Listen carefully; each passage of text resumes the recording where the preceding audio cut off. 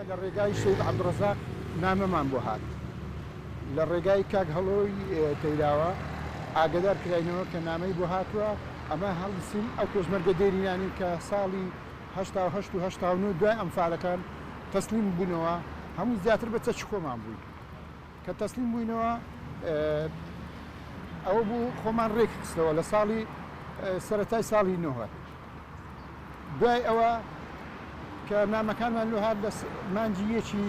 ساڵی 91 ئەو برادرانەی کە باوەڕمان پێیان بوو هەمومان کۆکردنەوە لەسەر ئەوە ڕێکەتین کە ڕاپەڕین دەست پێ بکەین بەڵام ڕاپەڕین چۆن ڕاپەڕینەکە خۆڕسکانە نەبوو یعنی ئەوە بڵێ عەفەوی بێ و خەڵک و جەماوەر یەکسەر هەڵسن بەو ڕاپەڕینە ئەوە بوو خەڵک زۆر یعنی دەیزانی کەم قۆمخۆیەکەیە لەلایەن ڕادیۆ گەلی کوردستان خەڵک ئاگادار دەکراوە بۆ ڕێگەی خستنەوە ئەوانە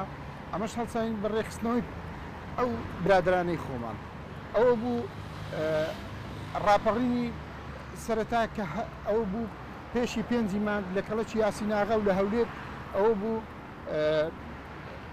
هاوڵاتێک بەناوی محەممەد گەڵالی شەهیدی یەکەم شەهیدی ڕاپەڕین بوو لە سنووری هەولێر لە قەزای کەڵک دوای ئەوە ئێمە بە چەند ڕۆژێک ئاگدار کراینەوە کە ڕۆژی 11 ئازار هەڵبچین بە ڕاپەڕین ئیدی سعات عەفتی بەیانیەکەی 11 مانگ دەستپێکی ڕاپەڕین ئەلێرە لە سەبع نیسان و عەیشورتە لە چوارڕێیانی سەبع نیسان و عەیشورتە دەستی پێکرد یەکەم ئامانجیش لەو سنوورەی مەرکەزی فارۆق بوو کە شەهید تەنیا و مەفرەزەک هەریان کوتە سەر مەرکەزی فارۆق خۆشبەختانە لە ماوەی 4-5 دقە هەر 4-5 دقەی برد پۆلیسەکان خۆیان تەسلیم کرد دەست بە سەر مەرکەزی فارۆق داگیرا ئیدی هەر لەو جادەی هاتینە خوارێ هاتینە سەرڕێی هەر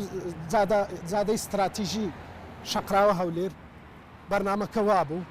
دەبوایە ئەلێرەش لە قادسیەش ئەوها بێنەوە سەر جادەی یعنی قۆڕەکان هەمیان یەکتر بگرنەوە لە هێزێکی گچکە ببنە هێزێکی زۆر گەورە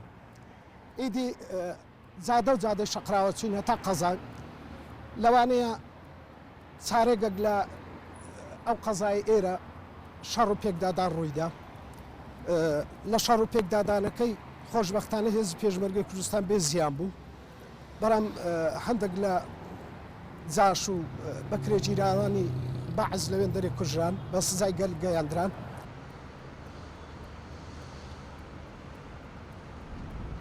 خەبەرمان بۆ هاتن ئێمە ئامادەم کاریمان کرد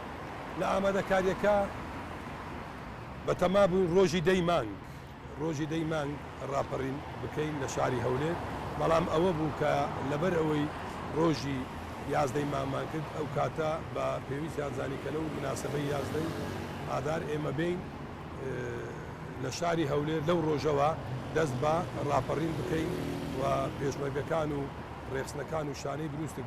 بێنە جادە و لەگەر کۆمەڵانی خەڵکی کوردستان کە ئەو کاتە هەمومان دەزانین ئەو ڕژێمە ڕەفتار فاشەی بەغدا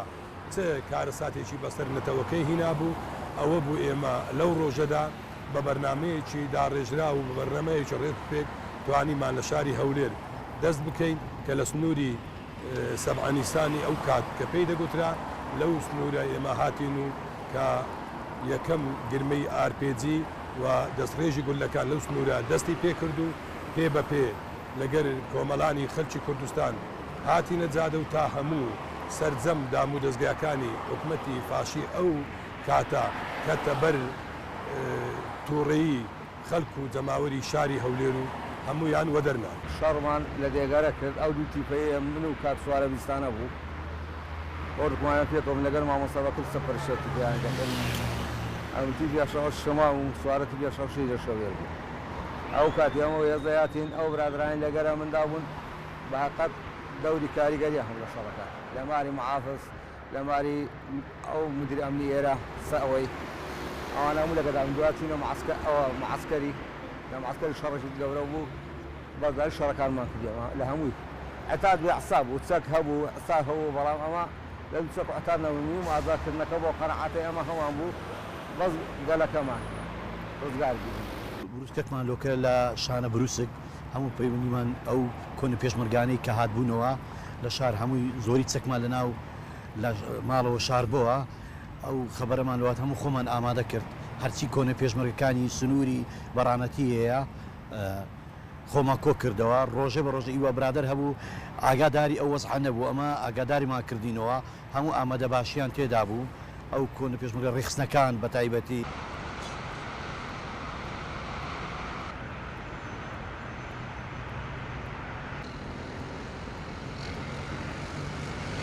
ئاگادا کرابوونەوە زۆریان شانەکان ئەندامانی شانەکان زۆریان لە ڕانی هات سەردانی ئەمەیان کرد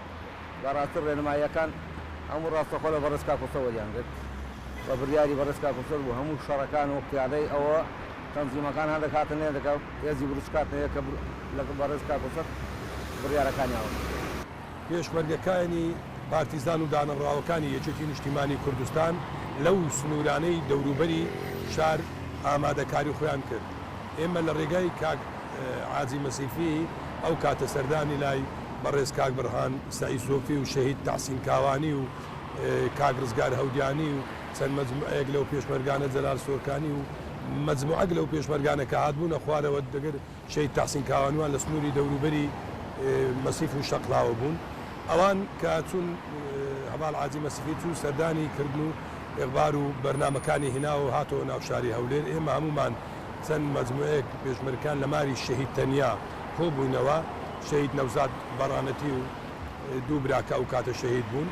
پێکەوە لە ماری کاک ئیمادوان لەو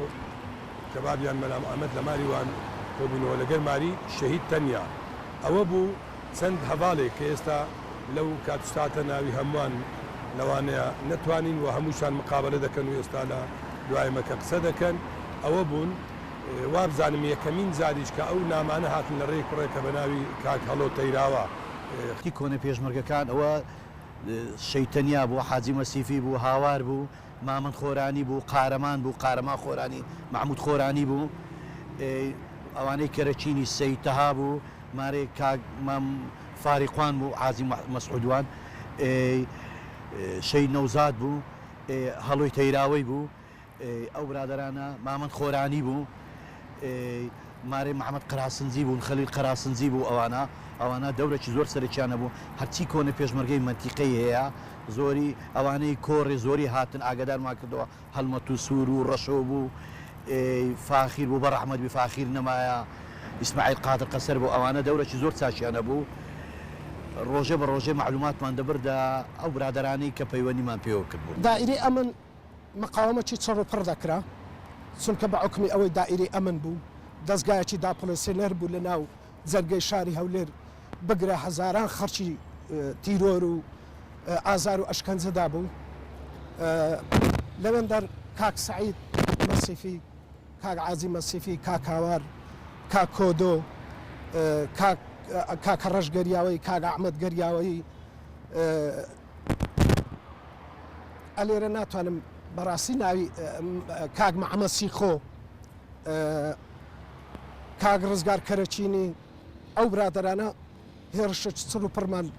دەست پێ کرد لەسەر ئستعلاماتەکەی دائیرەی ئەمن خۆشبەختانە لە ماوەی کورد توانیمان دەستی بەسەردا بگرین لەوێندەر بریندار هەبوو بریندار زۆر بوو لە هاوڵاتی و لە پێشمەرگەشە بوو بەڵام بەداخەوە لەوێندەر هاوڵاتیەک بە ناوی شەید عەبدولقادر کە خەرچی کۆرەکی گەورەیە لە ئستعلاماتەکە پێشەوەی بگەینە بندیواری دائیرەی ئەمن فیشەکەکی بەرکەوت بەداخەوە یادی بەخێر ئەو شەهید بوو یەکەم مرکز ئەلێرە جیان مرکزی فاروق بوو مرکزی پۆلیس بوو کە دەستمان بەسەر ئەو داگرت یەکسەر بەرەو ناو شار و لەو دادەیە ئاوا هاتین نەژدەیەک لێرە سەرکەوت نەژدەی پۆلیس بوو ئەو بوو تەقەی لێکراوانە نەژدەکە ڕاوەستێنرا دوای ئێمە وردە هێرشتەکانمان یعنی بڵێن فراوان کرد بەرەو قەزا و ئەمنی بەلدە لێرە بوو دوای بەرەو محافەزە و لای دایرەی ئەمن هەمومان تقریبا لە سعات دەوری 11 تقریبا پاک بۆ ئیدی جەماوەری ڕاپەڕێوی خەڵکی هەولێریش بە پشتیوانی ئەوانیش هەر کەس لە ماڵ خۆی ئەوەی چەکی هەبوو ئەوەی چەکداری ڕژێم بوو ئەوانش هەموو هاتن لەگەڵ ئێمە